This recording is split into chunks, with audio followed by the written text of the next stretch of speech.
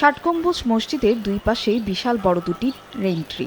দেখে মনে হবে মাথা উঁচু করে পাহারা দিয়ে রেখেছে মসজিদের প্রধান ফটক। প্রত্নতত্ত্ব অধিদপ্তরের তথ্য মতে ১৯১৩ সালের ২৫ জুন কলকাতা গ্যাজেটের মাধ্যমে ঐতিহাসিক ষাট গম্বুজ মসজিদকে প্রত্নসম্পদ হিসেবে ঘোষণা করা হয়। সে সময় সদরের বারাকপুরের বাসিন্দা বৃক্ষপ্রেমিক পরাণ হাওলাদার গ্যাজেটকৃত সম্পত্তির সীমানায় কয়েকটি রেইন ট্রি গাছ রোপণ করেন। ধারণা করা হয় রেইন ট্রিগুলো যশোর থেকে আনা হয়। কালের বিবর্তনে শতবর্ষী গাছ দুটি ঐতিহাসিক ষাট গম্বুজ মসজিদের প্রাঙ্গণের প্রাকৃতিক সৌন্দর্যের অবিচ্ছেদ্য অংশে পরিণত হয়। এই দুটি গাছ কিন্তু পর্যটকদের কাছে খুবই আকর্ষণীয় এবং আমাদের কাছেও আমরাও চাই যে এই গাছ দুটি যেন আরও দীর্ঘদিন জীবিত থাকে।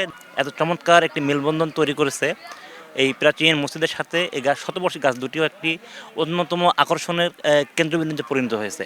অনেক পর্যটকই গাছের নিচে ছায়ায় বেঞ্চে বসে বিশ্রাম নেন, পাশাপাশি স্মৃতি ধরে রাখতে ছবি তুলেন।